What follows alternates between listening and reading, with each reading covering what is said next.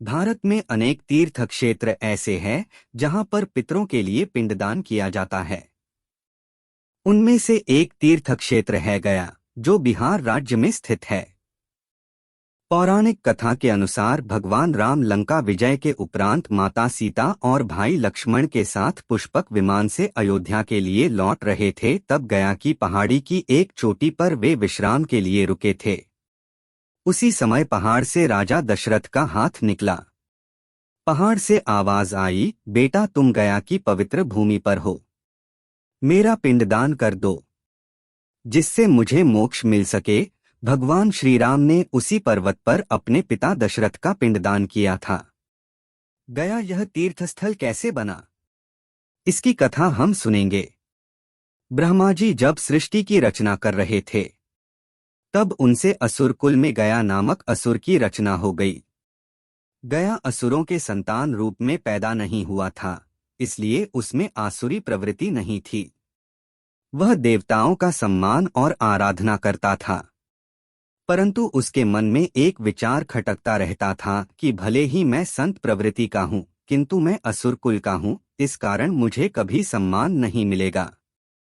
इसलिए क्यों न अच्छे कर्म से इतना पुण्य अर्जित किया जाए जिससे मुझे स्वर्ग मिले। गयासुर ने कठोर तप कर भगवान श्री विष्णु को प्रसन्न किया। भगवान ने वरदान मांगने को कहा तो गयासुर ने मांगा कि आप मेरे शरीर में वास करें, जो मुझे देखे उसके सारे पाप नष्ट हो जाएं। वह जीव पुण्यात्मा हो जाए और उसे स्वर्ग में स्थान मिले। भगवान से वरदान पाकर गयासुर घूमकर लोगों के पाप दूर करने लगा। जो भी उसे देख लेता उसके पाप नष्ट होने लगे और वह स्वर्ग का अधिकारी हो जाता। कोई घोर पापी भी कभी गयासुर के दर्शन कर लेता तो उसके पाप नष्ट हो जाते। इससे यमराज को लोगों के कर्म का हिसाब रखने में संकट निर्माण हो गया था। यमराज ने ब्रह्मा जी से कहा, गयासुर को रोक लें, अन्यथा सभी को उसके कर्म के अनुसार फल मिलता है। आपका यह विधान समाप्त हो जाएगा। ब्रह्मा जी ने इस पर उपाय निकाला। ब्रह्मा जी ने गयासुर से कहा कि तुम्हारा शरीर सबसे अधिक पवित्र है, इसलिए तुम्हारी पीठ पर बैठकर मैं सभी देवताओं के साथ यज्ञ करूंगा। यह सुनकर गया को बड़ा आनंद हुआ। ब्रह्मा जी सभी देवताओं के साथ गयासुर के पीठ पर बैठ गए। इतना भार उठाकर भी वह घूमने फिरने में समर्थ था। अब देवताओं को चिंता होने लगी।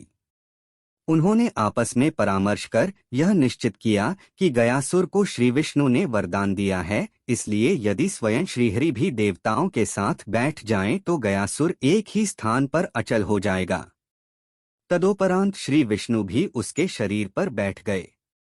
यह देखकर गयासुर ने कहा, आप सभी और श्री विष्णु मेरे पीठ पर बैठे हैं, इसलिए अब मैं अचल हो रहा हूँ। परंतु मुझे श्री विष्णु द्वारा दिया गया आशीर्वाद व्यर्थ न जाए, इसलिए श्रीहरि आप मुझे पत्थर की शिला बना दें और यहीं स्थापित कर दें।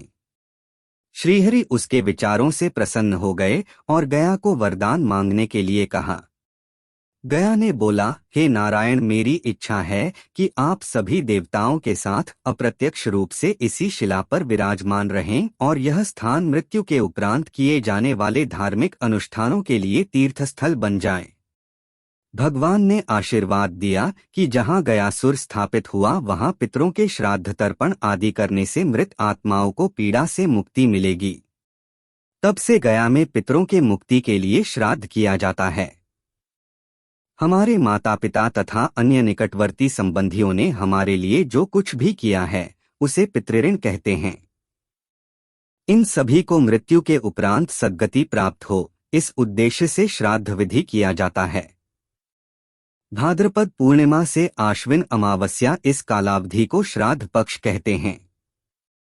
इस कालावधि में श्राद्ध करना लाभकारी होता है।